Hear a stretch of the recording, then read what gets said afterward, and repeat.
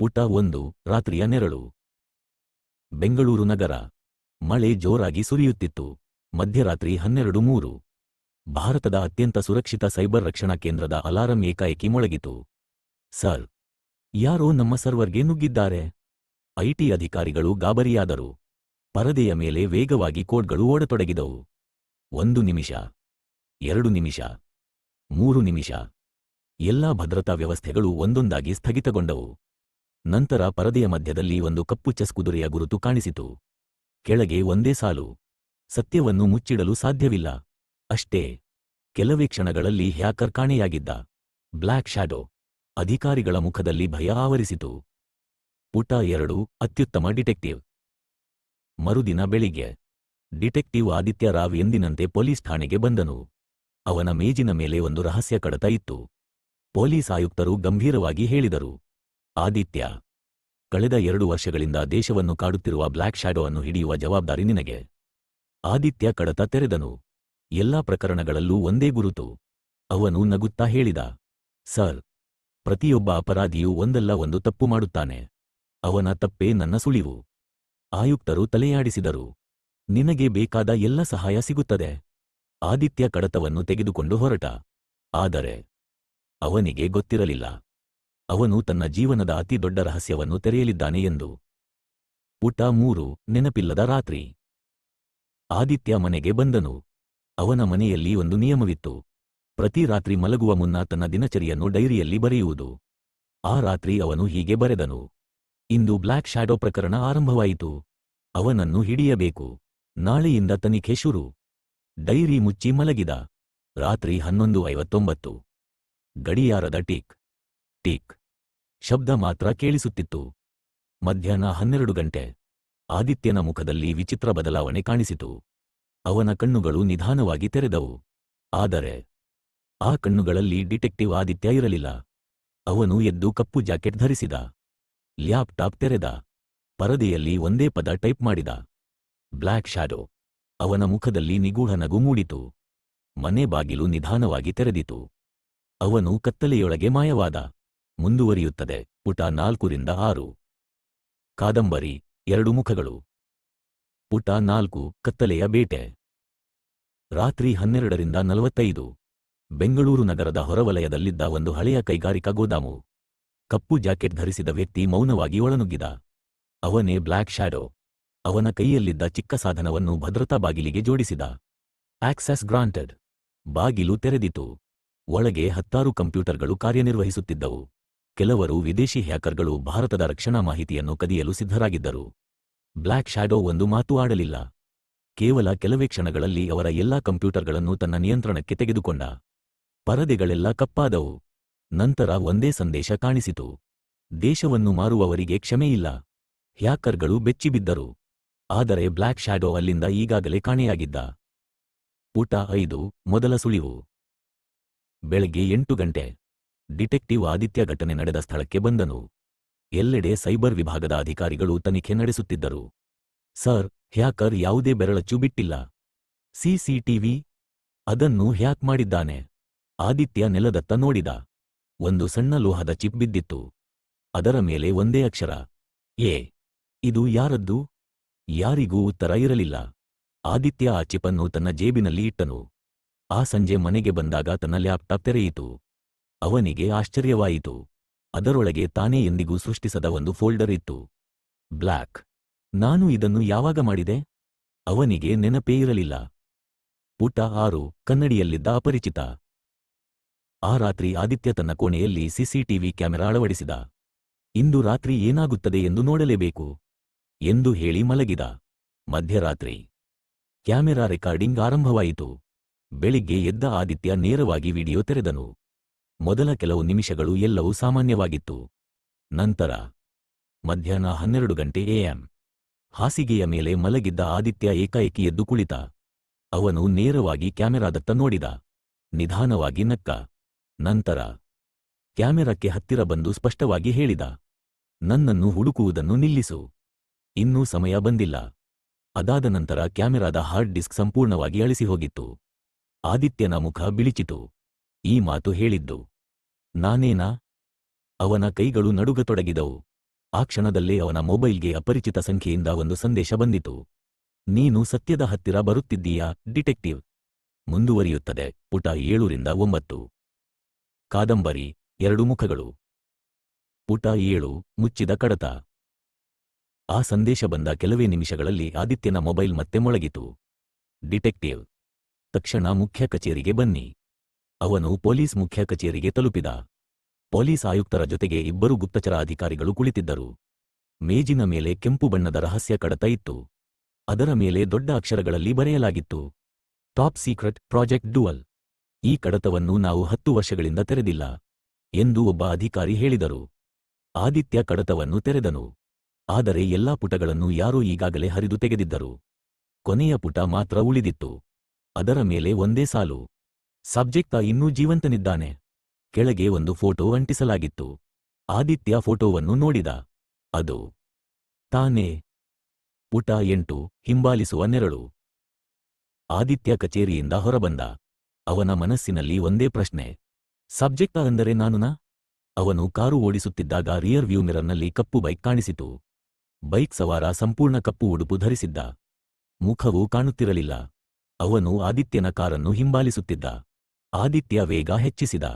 Bike ಕೂಡ ವೇಗ ಹೆಚ್ಚಿಸಿತು. ಒಂದು ಸೇತುವೆಯ ಮೇಲೆ ಕಾರನ್ನು ನಿಲ್ಲಿಸಿ ಇಳಿದನು. ಆದರೆ ಬೈಕ್ ಸವಾರ ಎಲ್ಲಿಯೂ ಕಾಣಿಸಲಿಲ್ಲ. ನೆಲದ ಮೇಲೆ ಒಂದು ಸಣ್ಣ ಕವರ್ ಮಾತ್ರ ಬಿದ್ದಿತ್ತು. ಅದರೊಳಗೆ ಒಂದು ಪೆನ್ ಡ್ರೈವ್. ಮನೆಗೆ ಬಂದು ಅದನ್ನು ತೆರೆದಾಗ ವಿಡಿಯೋ ಶುರುವಾಯಿತು. ಪರದೆಯಲ್ಲಿ ಮುಖ ಕಾಣಿಸದ ವ್ಯಕ್ತಿಯೊಬ್ಬ ಮಾತನಾಡುತ್ತಿದ್ದ. ಆದಿತ್ಯ, ನೀನು ಸತ್ಯವನ್ನು ತಿಳಿಯಬೇಕಾದ ಸಮಯ ಬಂದಿದೆ. ಆದರೆ ಎಚ್ಚರ, ನೀನು ನಂಬಿರುವವರೇ ನಿನ್ನ ದೊಡ್ಡ ಶತ್ರುಗಳು. ವಿಡಿಯೋ ಏಕಾಏಕಿ ನಿಂತಿತು. ಪುಟ 9. ಮೊದಲ ಮುಖಾಮುಖಿ. ಆ ರಾತ್ರಿ. ಮತ್ತೆ ಮಧ್ಯರಾತ್ರಿ ಗಂಟೆ. ಆದಿತ್ಯ ತನ್ನ ಕೈಗಳನ್ನು ಕಬ್ಬಿಣದ ಸರಪಳಿಯಿಂದ ಕಟ್ಟಿಕೊಂಡ. ಈ ಬಾರಿ ಅವನು ನಿದ್ರೆಗೆ ಹೋಗಲಿಲ್ಲ. ತನ್ನನ್ನು ತಾನೇ ಎಚ್ಚರವಾಗಿಟ್ಟುಕೊಳ್ಳಲು ಪ್ರಯತ್ನಿಸಿದ. ಆದರೆ ಮಧ್ಯಾಹ್ನ 12:07 ಅವನ ಕಣ್ಣುಗಳು ಭಾರವಾದವು. ಸ್ವಲ್ಪ ಹೊತ್ತಿನ ನಂತರ ಅವನು ನಿಧಾನವಾಗಿ ತಲೆ ಎತ್ತಿದ. ಅವನ ಕಣ್ಣುಗಳಲ್ಲಿ ಸಂಪೂರ್ಣ ಬದಲಾವಣೆ ಕಾಣಿಸಿತು.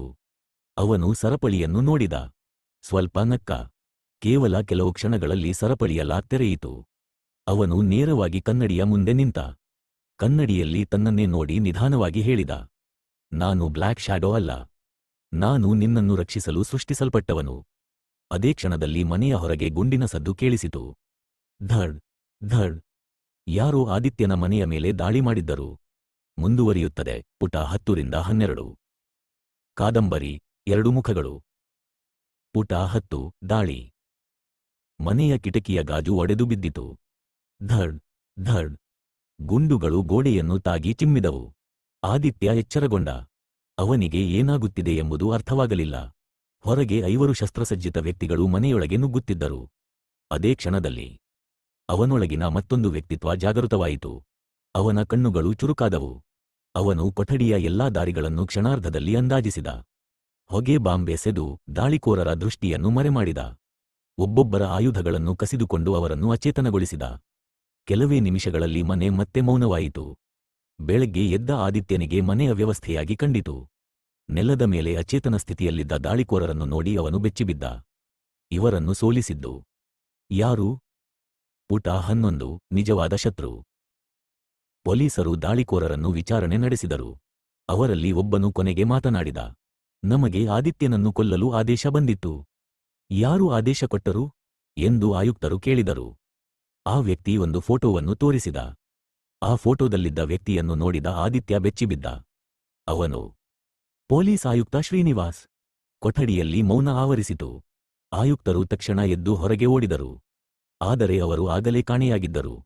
ಆದಿತ್ಯಗೆ ಈಗ ಸ್ಪಷ್ಟವಾಯಿತು, ಬ್ಲ್ಯಾಕ್ ಶ್ಯಾಡೋ ಎಂದಿಗೂ ದೇಶದ ಶತ್ರುವಾಗಿರಲಿಲ್ಲ.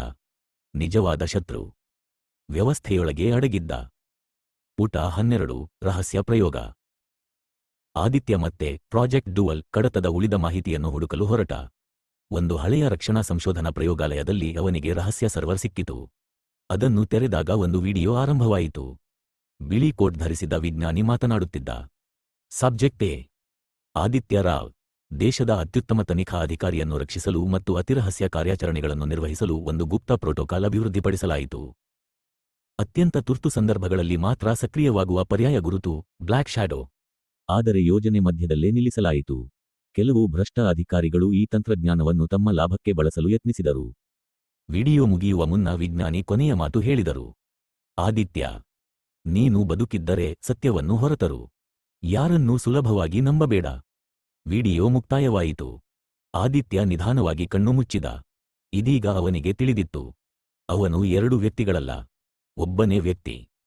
ಆದರೆ ಒಂದು ರಹಸ್ಯ ಸರ್ಕಾರಿ ಪ್ರಯೋಗ ಅವನೊಳಗೆ ಮತ್ತೊಂದು ರಕ್ಷಣಾತ್ಮಕ ಗುರುತನ್ನು ಸೃಷ್ಟಿಸಿತ್ತು. ಆದರೆ ಇನ್ನೂ ಒಂದು ಪ್ರಶ್ನೆ ಉಳಿದಿತ್ತು. ಆ ಪ್ರಯೋಗವನ್ನು ಯಾರು ಕದ್ದರು ಮತ್ತು ಅದರ ಹಿಂದಿನ ನಿಜವಾದ ಮಾಸ್ಟರ್ ಮೈಂಡ್ ಯಾರು? ಮುಂದುವರಿಯುತ್ತದೆ. ಅಂತಿಮ ಪುಟಗಳು 13-15. ಕಾದಂಬರಿ 2 ಮುಖಗಳು. ಪುಟ 13-15 ಅಂತಿಮ ಭಾಗ. ಪುಟ 13 ನೆರಳಿನ ನಾಯಕ. ಆದಿತ್ಯ ರಾತ್ರಿ ಮತ್ತೆ ತನ್ನೊಳಗಿನ ಬ್ಲ್ಯಾಕ್ ಶ್ಯಾಡೋ ವ್ಯಕ್ತಿತ್ವವನ್ನು ಸ್ವೀಕರಿಸಿದ.